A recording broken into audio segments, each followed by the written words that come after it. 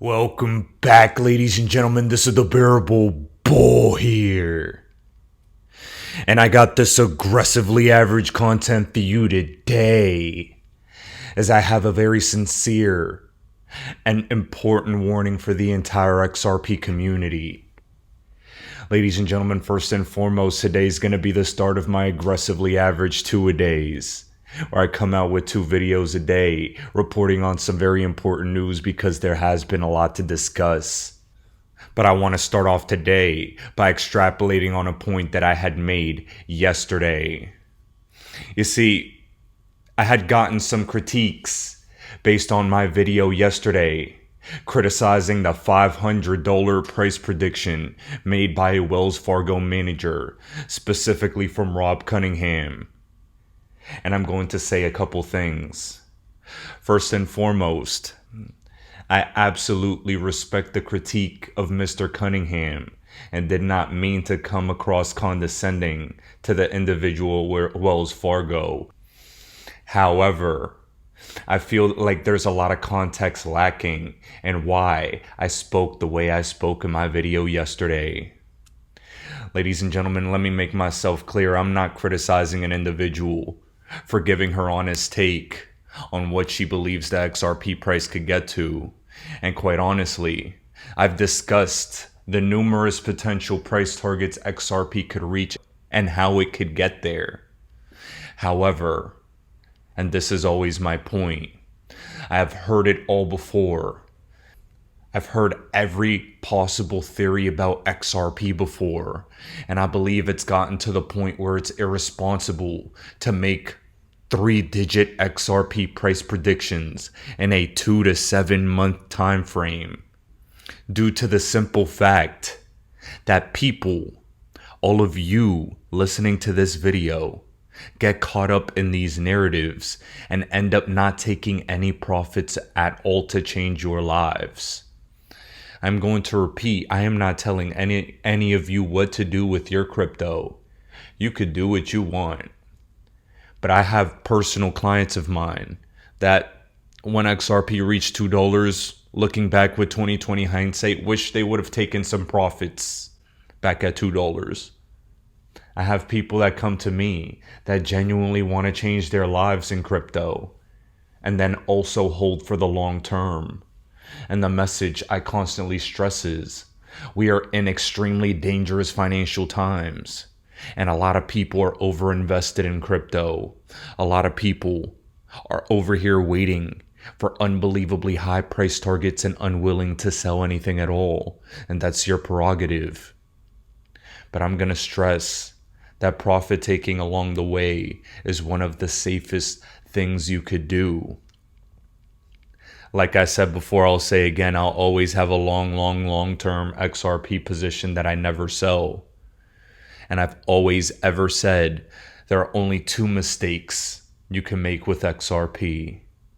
And that's not owning any of it and selling all of it too early. I am personally extremely tired of people getting wrecked for over-hodling because of ridiculous price targets. First, it was buyback committees. Then, it was 10K XRP, 35K XRP, 100K XRP, 500K XRP. Personally speaking, I believe we haven't even broken $1 in years. And I don't think it's unreasonable for me to sit here and tell people to not expect those levels. I come out here every single day and do my absolute best to try and be as accurate as possible, because with accuracy comes the ability to act with precision. I believe anyone is allowed to speak on whatever theories they believe in.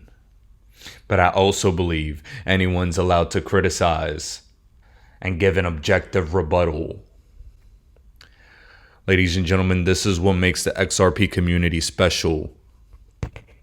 We have the genuine possibility of things changing for XRP and some absurd values happening in the future. But I'm going to objectively say that there are no technical indicators on the charts that point to these levels. I do believe there are scenarios where XRP could do outlandish things, but I just don't think we're there yet. I think we're at a place where we have to break new all-time highs. I think we're at a place where profit taking is smart. And I think all of you probably agree as well. We've waited too damn long for XRP.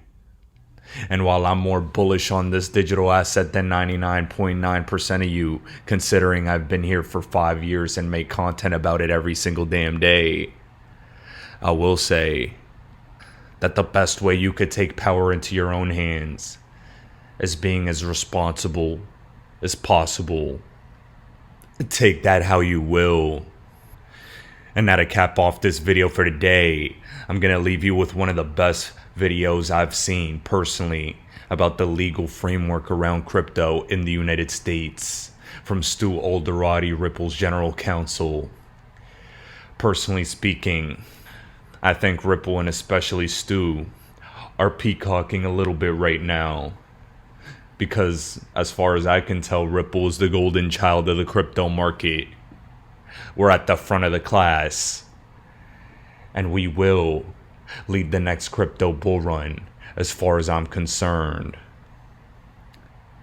Ladies and gentlemen, this is the Bearable Bull here.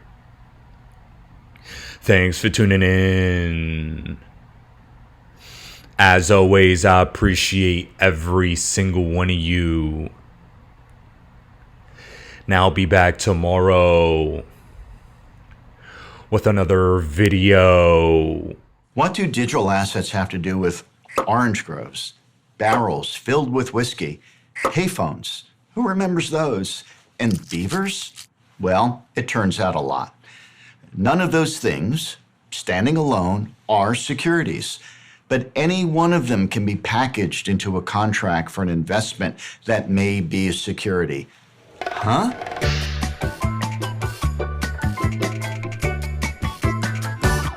Let me break this down a bit. The law lists a bunch of things that are securities. That list includes things you ordinarily think of, like a share of stock. Why is a share of stock always a security? If you own a share of stock in, let's say, Apple owes you a fiduciary duty, and you can hold Apple accountable if they don't fulfill those obligations.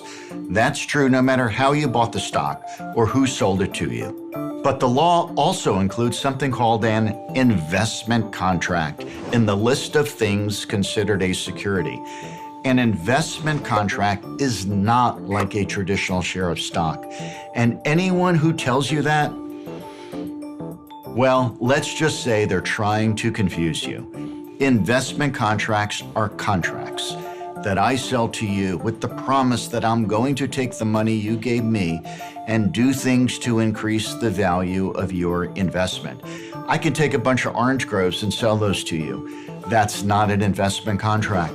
Or I can sell you some of those orange groves as part of a larger set of promises to cultivate those groves, sell the oranges, and distribute the profits back to you. That's an investment contract. So, orange groves alone, whether I sell them to you or you buy them on an exchange, no investment contract. The very same orange groves, coupled with a promise that I sell directly to you, that I am going to work to make those orange groves profitable, that entire bundle of promises is an investment contract and therefore a security. But the orange groves alone are still just orange groves. Some would like you to think that a digital token can in and of itself be a digital asset security. It can't. Standing alone, it's just a commodity or a virtual currency.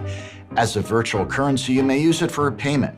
As a commodity, you may trade it like gold or oil or pork bellies. Confused? Well, I don't blame you because some have been doing their best to confuse you for years. Because the Securities and Exchange Commission only has jurisdiction over securities, not orange groves, and they don't like that. Like a hammer, they want everything to be a nail. but the law doesn't work that way.